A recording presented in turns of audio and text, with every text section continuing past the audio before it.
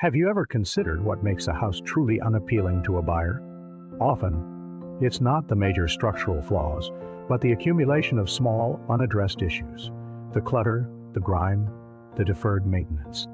Now imagine your soul, your spiritual life. As a home, you are constantly preparing for its most important inhabitant, Jesus Christ Himself. What if I told you that certain common spiritual mistakes can make your spiritual home as unattractive to grace and divine indwelling as an unkempt house is to potential buyers? This isn't about earthly real estate. It's about the eternal disposition of your soul. Today, we're going to uncover 3 pervasive spiritual mistakes that effectively ruin the sale of your spiritual home to Christ, preventing Him from dwelling fully within you and hindering your journey towards holiness. You might be making these mistakes without even realizing it, and understanding them is the first step towards a profound spiritual renovation.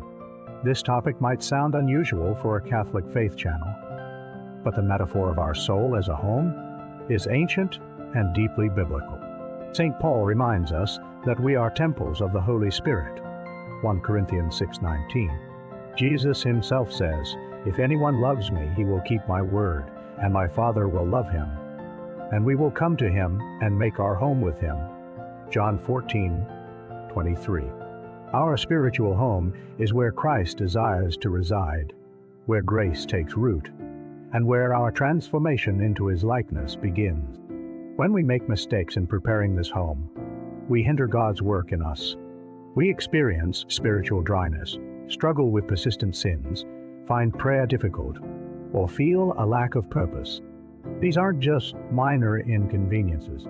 They are signs that our spiritual home isn't optimized for divine indwelling, and our sale to Christ is being jeopardized.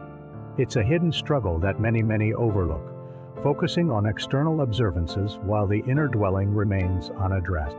The first mistake that ruins our spiritual home sale is a profound neglect of spiritual renovation and maintenance.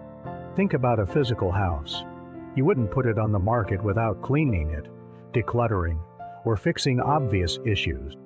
Yet, many of us expect profound spiritual growth or a deeper relationship with God without consistently attending to the condition of our soul.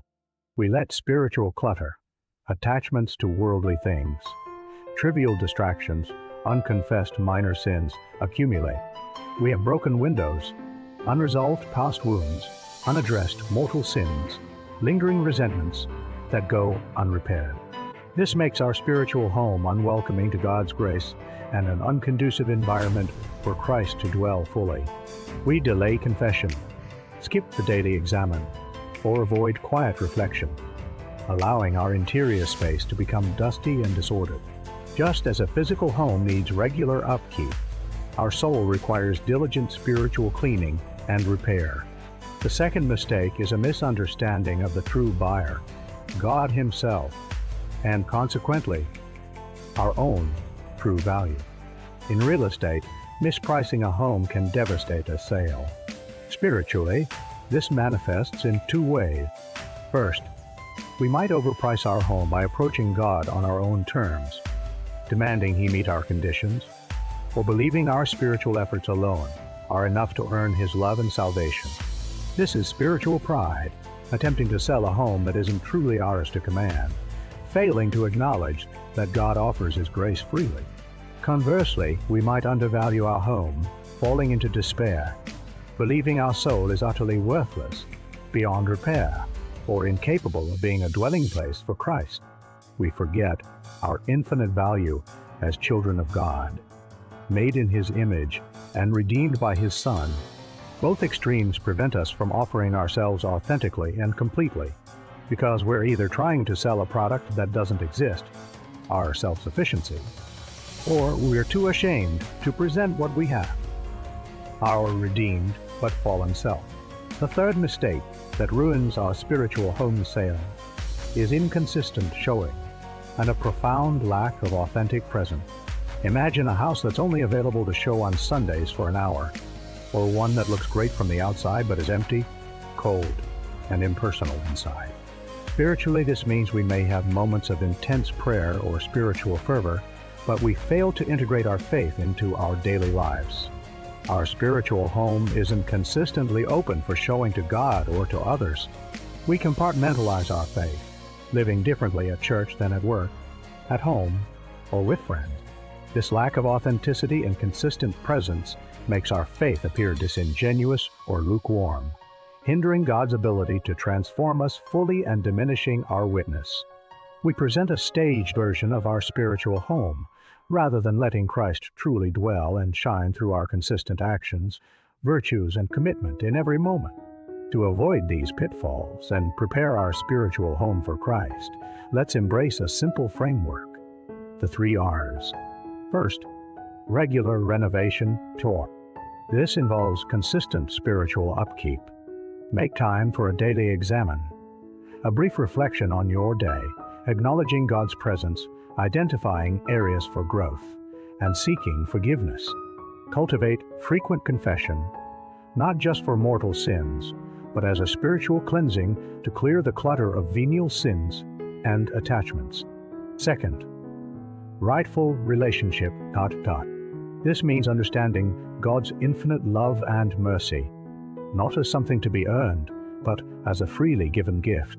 Cultivate humility, acknowledging your dependence on His grace, and trust in His divine providence. Don't overprice your spiritual efforts or undervalue your soul. Approach God with a humble, contrite heart, recognizing that your worth is found in Him. Third, radiant residency. This calls for authentic, consistent presence. Let your faith permeate every aspect of your life. Practice daily prayer, not as a chore, but as conversing with the one who dwells within. Live out your virtues in all circumstances, making your spiritual home a consistent beacon of Christ's light. Be authentic. Let the light of Christ truly shine through you, transforming your entire life into a radiant dwelling place for Him. Let's consider a realistic example. Maria, a mother of 3, felt her family's spiritual home was crumbling. They went to Mass, but faith felt disconnected from daily life. Prayer was rushed, and family arguments were common. Applying the 3 R's, Maria started with regular renovation. She began a nightly family examen, not a rigid interrogation, but a sharing of one blessing and one challenge, followed by a simple prayer. They also committed to monthly family confession.